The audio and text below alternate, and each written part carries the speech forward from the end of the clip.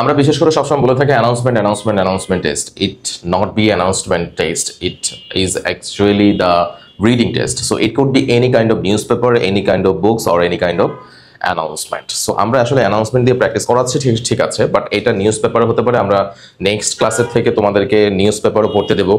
আবার বিমান বাংলাদেশ এয়ারলাইন্স কিন্তু আসলে কোনো একটা বই থেকে তারা পড়তে দেয়। তো এটা পড়া দেওয়ার মানেটা কি আসলে?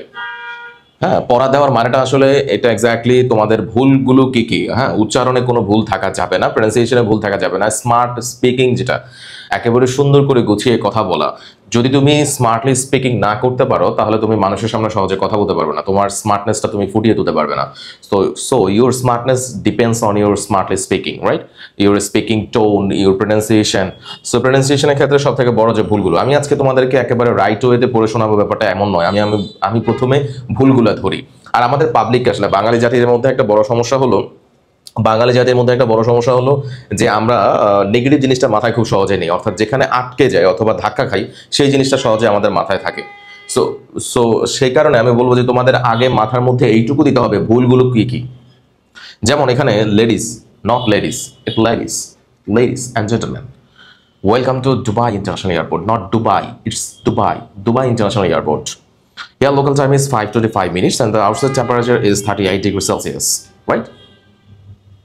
38 ডিগ্রি সেলসিয়াস। প্লিজ, এরপরে হচ্ছে যখন আমরা প্লিজ বলি তো অনেক আঞ্চলিক সমস্যা থাকে কিছু কিছু স্টুডেন্টের মধ্যে। যেমন বরিশালের কিছু স্টুডেন্ট আমি দেখেছি যে প্রুফটাকে পুরুপ বলে, পুরুপ, এইভাবে কিন্তু বলা যাবে না। তো এই যারা স্পেশালি আমাদের কোচিংয়ে ভর্তি হতে চায় বা তোমরা যারা আছো ভর্তি হয়েছো, আমি সবাইকে একটাই রিকোয়েস্ট করব, ভাই আঞ্চলিকতা রাখা যাবে না। অনেক প্রতিষ্ঠানে কথাটা বলে যে আঞ্চলিক ভাষায় কথা বলে জিনিসটা আরো বেশি সুন্দর শোনায়, এটা একদমই ভুল। আজ পর্যন্ত কেউ প্রমাণ করতে পারবে না যে আঞ্চলিক ভাষায় কথা বলে সে কেবিন ক্রু হয়েছে, পারবে না, আমি চ্যালেঞ্জ দিতে পারবো। কোনো দিন সম্ভব না। আঞ্চলিক ভাষায় কথা বলে তোমাকে খ্যাত মনে হবে, তোমার প্যাসেঞ্জারের সাথে তুমি আঞ্চলিক ভাষায় কথা বলবে কিভাবে? তুমি যদি সিলেটি পার্সন হয়ে থাকো, তুমি চট্টগ্রামের যে প্যাসেঞ্জার থাকবে তার সাথে তুমি সিলেটি আঞ্চলিক ভাষায় কথা বলবা? কোনোদিনই কথা বলা সম্ভব না। তোমাকে অবশ্যই সহি শুদ্ধ, একদম সহি শুদ্ধ বাংলা কথা বলতে হবে, সহি শুদ্ধ ইংরেজিতে কথা বলতে হবে। So please keep your seat belt fastened, keep your seatbelt fastened and remain seated until the aircraft comes to compass stop and engine has been shut down. Not shut down, it's shut down, right? So pronunciation গুলো right করতে হবে। আমরা বা বিমান Bangladesh airlines আসলে অথবা US Bangla airlines অথবা অন্যান্য এয়ারলাইন্স এই যে রিডিং টেস্টটা নিয়ে থাকে, এই রিডিং টেস্টে মূলত আসলে কি দেখে থাকে? এই রিডিং টেস্টে দেখে থাকে তোমার প্রনাউন্সিয়েশন ঠিক আছে কিনা, তুমি কথা বলার ক্ষেত্রে নার্ভাসনেস ফিল, মানে তোমার নার্ভাস ফিল হচ্ছে কিনা, তারপরে হচ্ছে তুমি স্মার্টলি কথা বলতে পারছো কিনা, তোমার এই যে টোন, হ্যাঁ কথা বলা, আমরা কথা বলতে পারি না, এটা আসলে অনেকটা বড় সমস্যা, সহি শুদ্ধভাবে কথা বলতে পারি না, এই জিনিসগুলো থাকা যাবে না।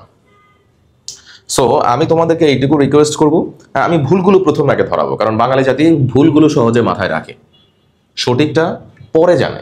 তো আমি এই কারণে সঠিকটা পরে জানাবো। সো এই সিচুয়েশনে যেমন ফাস্টেন্ড, এই শব্দটাকে অনেকে ফাস্টেইনেড বলে, বাট ফাস্টেইনেড না, টিল এখানে সাইলেন্ট থাকবে, রাইট? সো বাংলা উচ্চারণে যদি আমি চলে যাই, বাংলা উচ্চারণে যেমন আসসালামু আলাইকুম ভদ্র মহিলা ও মহোদয়গণ। আরে ভাই, এটা কোন ধরনের পড়া? তুমি কি মানে স্পিচ দিচ্ছ, পলিটিক্যাল স্পিচ? তুমি কি পলিটিক্যাল স্পিচ দিচ্ছ? না, তুমি তো পলিটিক্যাল স্পিচ দিচ্ছ না, তুমি দিচ্ছ হচ্ছে কি এত সুন্দর করে পড়বে যেন তোমার পড়া শুনে যাত্রীরা একদম কুলফি মালাইয়ের মতো হয়ে যায়, ঠিক আছে? একেবারে কুলফি মালাইয়ের মতো যেন হয়ে যায়।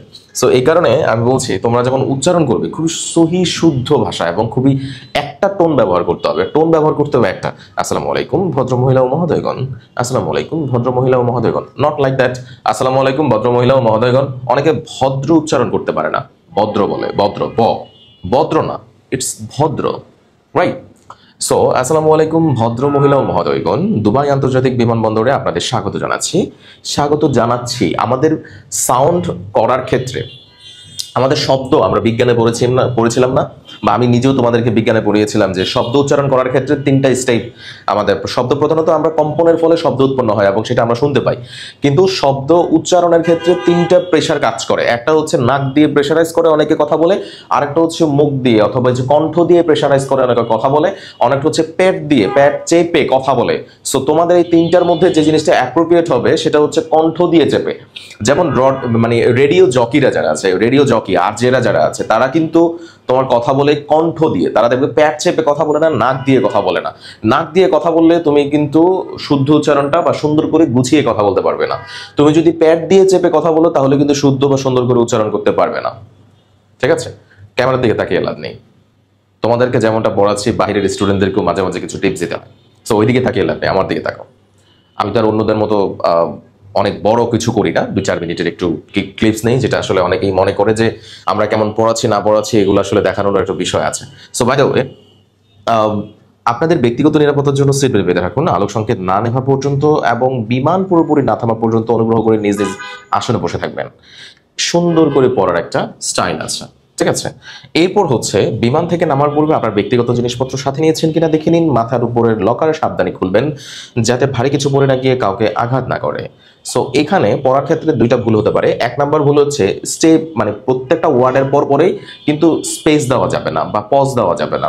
যেমন বিমান থেকে নামার পূর্বে আপনার ব্যক্তিগত জিনিসপত্র, এইভাবে পড়া যাবে না। বিমান থেকে নামার পূর্বে আপনার ব্যক্তিগত জিনিসপত্র সাথে নিয়েছেন কিনা, এইভাবে স্পিড দিয়ে পড়া যাবে না। তারপরে হচ্ছে বিমান থেকে নামার পূর্বে আপনার ব্যক্তিগত জিনিসপত্র সাথে নিয়েছেন, একবার হাই ভলিউম একবার লো ভলিউম, এটা করা যাবে না।